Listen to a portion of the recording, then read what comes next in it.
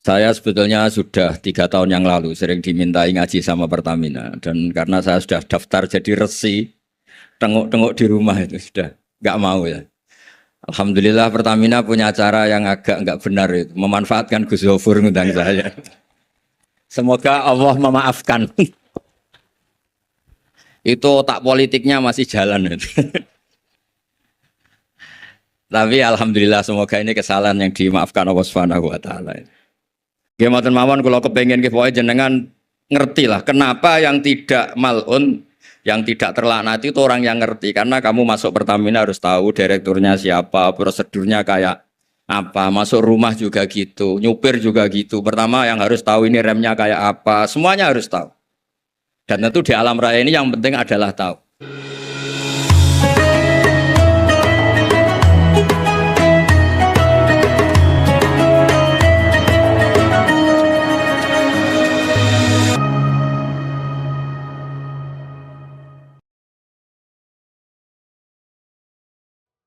Assalamualaikum warahmatullahi wabarakatuh.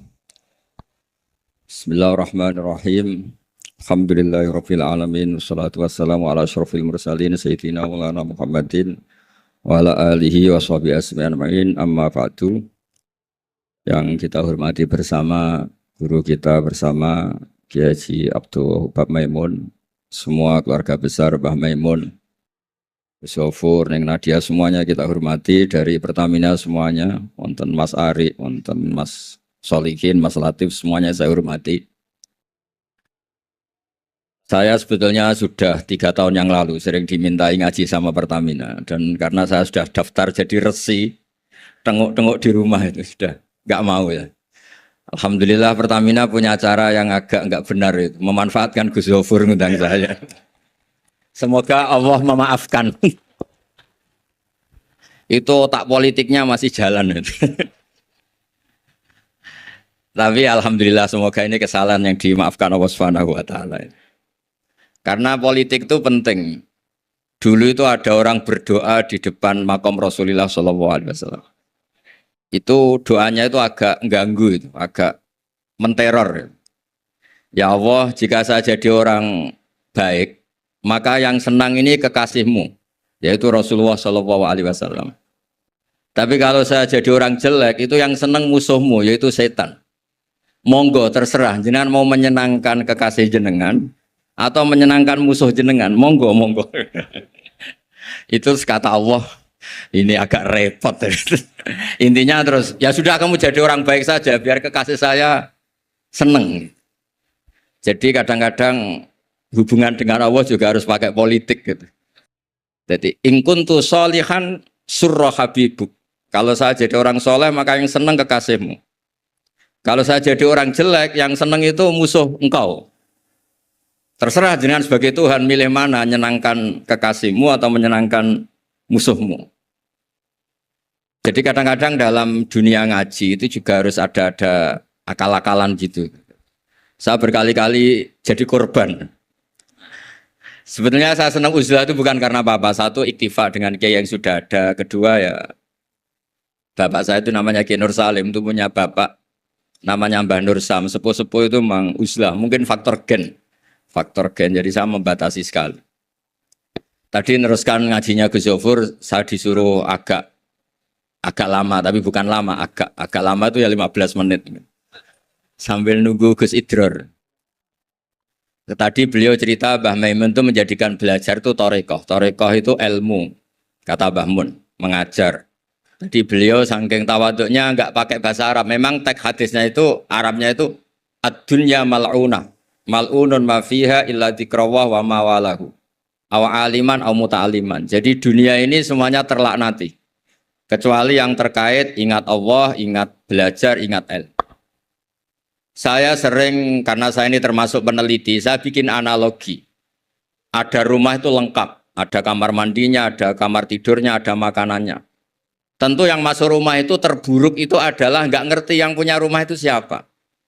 Nggak punya rumah itu siapa, kamu langsung makan, langsung tidur, langsung memanfaatkan isi rumah itu. Tanpa ingin tahu yang punya siapa. Betapa buruknya itu. Nah kira-kira seperti itulah pengajaran kita di pesantren. Pertama yang harus kamu ngerti itu ma'rifatullah. Kamu tahu yang punya dunia ini siapa. Kok tahu-tahu kamu pakai minyaknya kamu bor waris, terus dijual, terus menghidupi sekian banyak orang, itu milik siapa? Itu udah milik direkturnya, milik Allah Subhanahu wa taala. Jadi memang ngerti itu nomor satu. Jadi ya sama, kamu mau sowan sini itu harus matur Mbah Ubab sebagai putra bangun tertua, matur Mbah Gofur. Kalau ngundang saya ya harus lewat Gus Gofur. Jadi pokoknya harus ngerti dulu gitu. Intinya itu harus ngerti dulu. Itu ada orang Gus biasa dimarahi istrinya tuh senengnya sama saya bukan main. Karena saya sering cerita ilmu itu penting. Yang bikin orang nggak kaget tuh ilmu. Kamu tahu kan istri kamu pantangannya itu kamu pulang nggak bawa uang, udah gitu punya cerita di luar kamu tuh nggak macem-macem. Ya Gus tahu. Setelah pulang betul-betul nggak bawa uang, ada kabar kamu macem-macem. Istri kamu marah nggak marah? Setelah marah betul Anda harus bangga karena itu sesuai teori ilmu Anda. Akhirnya setiap dimarahi istri itu dia bilang ternyata ilmu saya akurat, ilmu saya benar gitu. Jadi ilmu itu penting supaya kalau kita ngalami apa itu tidak kaget. Di mana-mana atasan itu ya marahi bawahan. Bawahan itu takut sama atasan. Suatu saat kamu dimarahi Pak Ari, ya berarti sodako ilmu saya memang akurat. Karena tidak ada ilmu yang mengajarkan bawahan marah sama atasan. Ya sudah anggap saja itu sesuai teori. Jadi enak lah, anut ilmu itu enak. Tadi kalau Gus Zofur cerita dulu di Madrasah Sarang sampai di Al-Azhar, itu takutnya kiai itu kalau diancam santri itu boyong. Memang ketika saya ngaji sama mas saya Sarang termasuk sama Mbak Ubab itu masyhur itu. Kalau ada orang nggak naik kelas, itu kiainya diancam saya naik atau kembali ke terminal. Itu kiai biasanya takut. Itu cerita terkenal. Ternyata di Al-Azhar sama. Tadi ada anak Thailand nggak hafal 8 juz, bawa tiket Gus. Saya pulang ke Thailand nggak jadi orang, Pak dosen yang dosa. Lulus. Lah itu di cerita-cerita yang diceritakan Said Muhammad termasuk di Abu Abul Farad juga gitu. Ada orang tuh dosanya banyak sekali, kesalahannya banyak sekali. Sampai diceritakan itu kesalahannya digelar itu tis'atan wa tis'ina sijillan. Kullu sijillin maddul basar. Jadi dokumen kesalahannya itu 99 box kotak, per kotak itu sepanjang mata melihat. Sampai orang ini putus asa karena pasti masuk neraka. Tapi kata Allah, kamu tenang saja.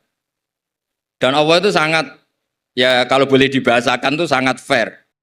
Sampai Allah tanya, adzolamat kakatabati, apa para penulisnya itu dolim sama kamu? Sehingga sentimen, kalau kamu jelek ditulis, kalau baik gak ditulis. Enggak Gusti, memang saya salah betul.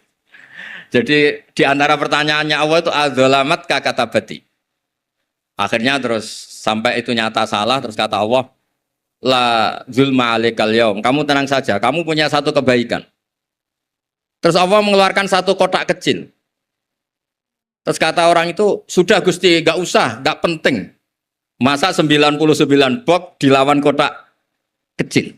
Tapi di situ isinya itu kalimat la ilaha illallah Muhammadur Rasulullah.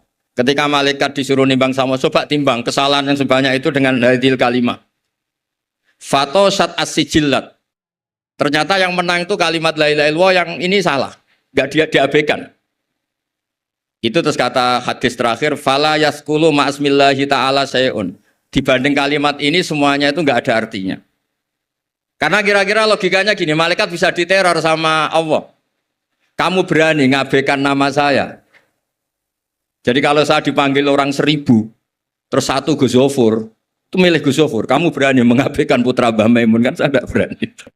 Jadi kira-kira gitu. Malaikat ditanya sama Allah, kamu berani mengabaikan kalimah la ilaha illallah? Ya tidak berani Gusti, dia sudah menangkan. Jadi intinya itu penting sekali kalimah-kalimah thayyibah la ilaha illallah Muhammadur Rasulullah, sujud tadi yang diajarkan Gus Zofur. Apalagi tahajud, terus dilihat anak, katanya seneng sekali. Ternyata bapak saya ahli tahajud. Kalau nggak dilihat ya diceritakan Gus baginya. Tapi apapun itu supaya analogi ya, agama itu dimulai diantaranya selain Quran, hadis, ijma itu kias. Kias itu analogi. Ya kayak tadi, kamu masuk rumah, di situ semuanya lengkap, fasilitas lengkap, kamu pakai aja tanpa terlintas tahu yang punya itu siapa, yang mengizinkan itu siapa, betapa buruknya itu. Sama betapa buruknya kita nikmati alam raya ini kemudian tidak tahu yang punya siapa. Nah, mengerti itu disebut ma'rifatullah. Sehingga orang yang tidak ngerti itu termasuk dalam riwayat tadi ad-dunya mal'unatun mal'unun ma fiha illa dzikrawah wa mawalahu au aliman au muta'aliman. Gini ku ngoten mawon nak kata-kata sing bingung mboten kula tok, jenengan luwih bingung. Mergo napa nggih? Repot kabeh lho. Ilmu nak kakean repot. Kula mawon repot malah jenengan repot. Soale tak janjeni swarga ngoten mawon kersane seneng.